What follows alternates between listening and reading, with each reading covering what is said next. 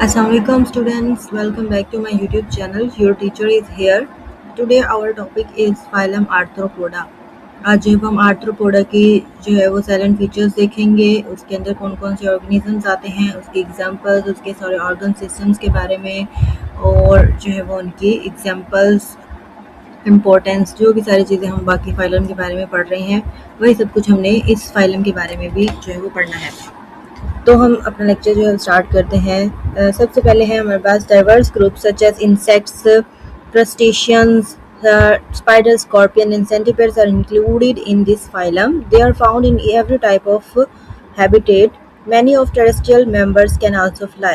इसके अंदर जो है वो बहुत ज़्यादा डाइवर्सिटी पाई जाती है ऑर्गेनिजम्स की।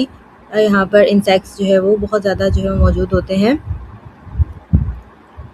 हर टाइप के हैबिटेट में जो है वो ये रह सकते हैं। हर टाइप के जो है वो मोस्टली जो है वो टेरेस्ट्रियल होते हैं, एक्वेटिक भी होते हैं। जो टेरेस्ट्रियल होते हैं वो फ्लाई कर सकते हैं, जो एक्वेटिक होते हैं वो स्विम भी कर सकते हैं, जो बिल्कुल ही मतलब अर्थ से रिलेटेड होते हैं वो क्रॉल भी कर सकते हैं। हर तरह की प्रॉपर्टी इनके अंदर मौजूद होती है। डाइवर्सिटी, वास्ट डाइवर्सिटी है हमारे पास फाइलम आर्थ्रोपोडा के अंदर। तो यहाँ पर देखें और मज़ीद एग्जाम्पल्स जो है वो यहाँ पर दी हुई हैं। Insects: mosquito, butterfly, moth, wasp, beetles, grasshoppers, crabs, lobster, prawn, shrimp, crayfishes, spider, tick, mites, scorpion, centipedes and millipedes। ये सारे जो है वो फाइलम आर्थ्रोपोडा के अंदर आते हैं। कुछ जो है वो यहाँ पर इम्पोर्टेंट दिखाए हुए हैं, लाइक इंसेक्ट्स, क्रस्टेशियंस, रेचनिड्स एंड मैरियापोड्स। यहाँ पर इसकी एग्जांपल है सेंटीपेड, स्पाइडर, क्रैब, बटरफ्लाई। फिर उसके बाद हमारे पास इनकी बॉडी स्ट्रक्चर कैसा होता है। ट्रिप्लोब्लास्टिक है, बायलेटरल सिमेट्री है, प्रोटोस्टोम सिलोम है। इनकी जो सिलोम है वो कम होती है, रिड्यूस होती है और जस्ट रिप्रोडक्टिव और एक्सक्रीटरी सिस्टम के पास जो है वो मौजूद होती है। They have jointed appendages. इनके पास जो है वो जॉइंटेड अपेंडेजेस होते हैं। यहाँ पर ऐसे इसकी बॉडी प्लान देखें तो इसकी जो है वो टांगे भी जॉइंटेड होती हैं। इनके जो बाजू होते हैं, हैंड्स वगैरह जो होते हैं, ठीक है, वो भी क्या होते हैं, जॉइंटेड होते हैं। अपेंडेजेस, ठीक है, हर तरह के इंसेक्ट में, आर्थ्रोपोड्स में अलग तरह के जो है जॉइंटेड अपेंडेजेस होते हैं और सबका अलग अलग काम होता है। तो उनका काम क्या क्या होता है। Modified for specialise function like running, crawling, swimming, capturing prey, respiration, reproduction, मतलब सारे कामों के लिए वो अलग से मॉडिफाइड होते हैं उनके appendages. In different arthropods, the jointed appendages around the mouth are modified in different ways and forms mouth parts. तो कुछ ऑर्गेनिजम्स में, कुछ आर्थ्रोपोड्स में माउथ के पास जितने भी अपेंडेजेस होते हैं वो सारे के सारे जुड़ जाते हैं, आपस में फ्यूज हो जाते हैं और माउथ पार्ट्स बनाते हैं। माउथ के अंदर जो पार्ट्स होते हैं, लाइक उनकी जो एक स्टिंग होता है, उनका डंक होता है, माउथ टीथ लाइक स्ट्रक्चर्स, इसी जो भी माउथ के अंदर होता है वो सारे वो जो है वो बन जाते हैं, मॉडिफाई हो जाते हैं। The body is segmented. Some segments are fused to form specialized body regions called tegmata. Body जो है वो इनकी सेगमेंटेड है। यहाँ से आप देख सकते हैं इनकी बॉडी जो है वो सेगमेंटेड है। यहाँ पर सारे जितनी भी एग्जांपल्स हैं वो सारी बॉडी जो है सेगमेंट, मतलब अलग अलग पार्ट्स जो है वो बने हुए हैं, लेकिन कुछ पार्ट्स में जो सेगमेंट्स हैं वो आपस में फ्यूज हो जाते हैं और स्पेशलाइज्ड रीजन बनाते हैं, जिसे हम टैगमेटा कहते हैं। जैसे कि यहाँ पर हेड, थोरैक्स और एब्डोमेन, ठीक है। यहाँ पर ये जो है हेड अलग से टैगमेटा है, थोरैक्स भी टैगमेटा है और एब्डोमेन भी टैगमेटा है, जो कि डिफरेंट सेगमेंट्स के फ्यूज होने से जो है वो बनता है।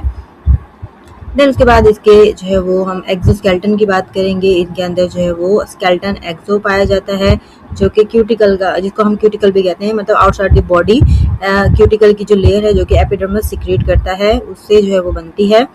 जो एक्सोस्केलेटन है वो मेनली काइटिन का बना हुआ होता है। In young arthropods exoskeleton is shared from time to time. जब छोटे होते हैं आर्थ्रोपोड्स तो इनमें से जो इनका जो एक्सोस्केलेटन है वो टाइम टू टाइम शेड होता रहता है, मतलब झड़ता रहता है, फिर से नया जो है वो बन जाता है।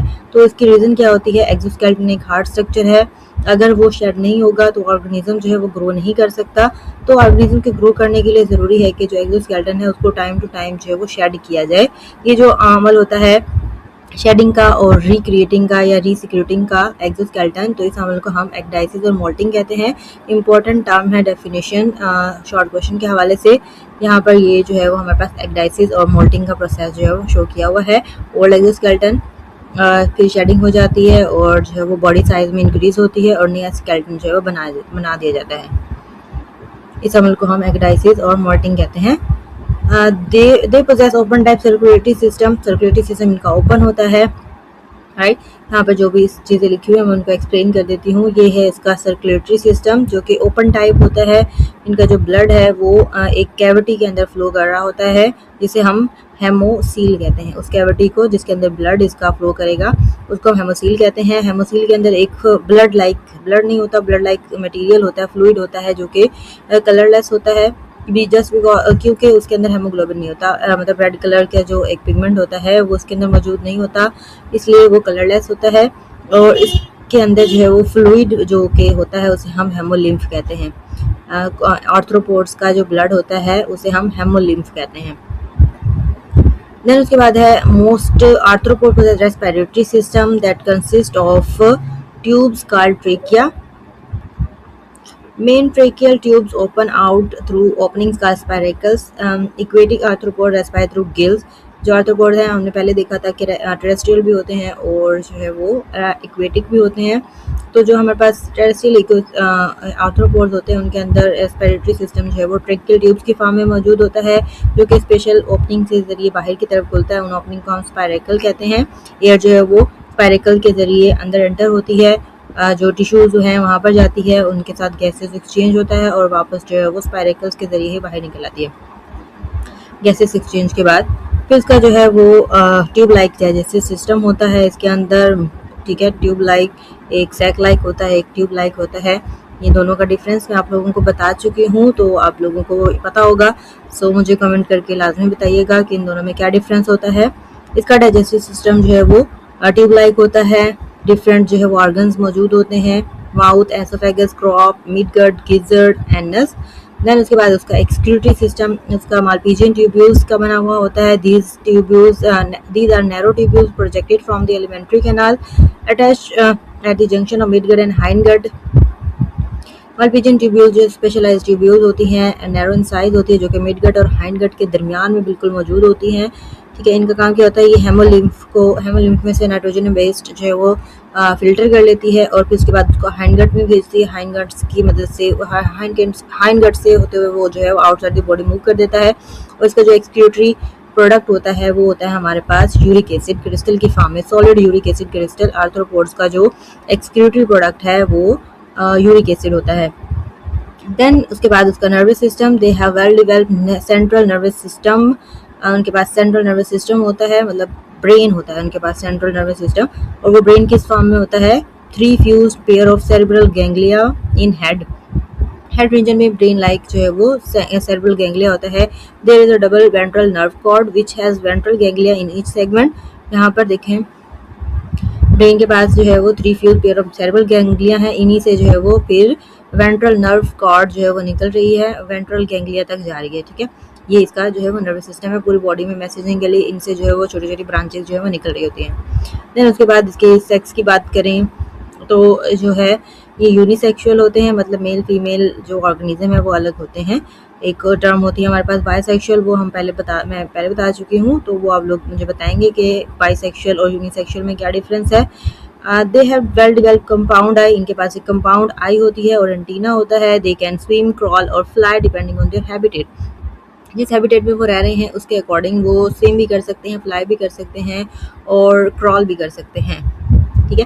तो ये हमारे पास आर्थ्रोपोड है, ये सारे इसके सिस्टम्स हैं, ये हम जो है वो इसकी कंप्लीट डिटेल जो है वो पढ़ चुके हैं। देन उसके बाद एक इंटरेस्टिंग सी इन्फॉर्मेशन है आर्थ्रोपोड्स के बारे में। Arthropods are the most successful of all invertebrates. जितने भी इन्वर्टिब्रेट्स जो है वो हमारी अर्थ पे पाए जाते हैं उसमें से सबसे ज़्यादा सक्सेसफुल, मतलब बहुत ज़्यादा तादाद, सबसे ज़्यादा स्पीशीज अगर किसी की पाई जाती हैं तो वो फाइलम आर्थ्रोपोड है। That is 9 lakh species, 2/3 of all the name species on arthropod. मतलब आर्थ्रोपोड में जितने भी अर्थ पे जितने भी आर्थ्रोपोड पाए जाते हैं उसका 2/3 जो है वो अभी डिस्कवर हुआ है, जो कि 9 लाख स्पीशीज हैं।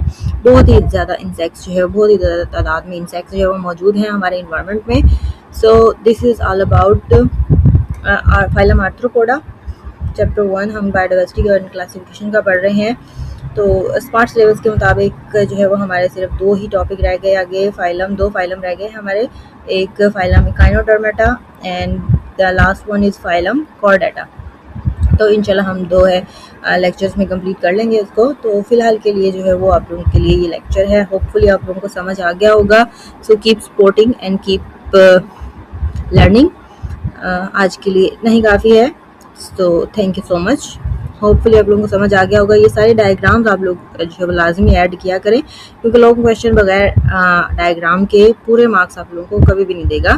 तो डायग्राम्स आप लोग लाजमी बनाने की कोशिश किया करें। And thank you so much and अल्लाह हाफिज़।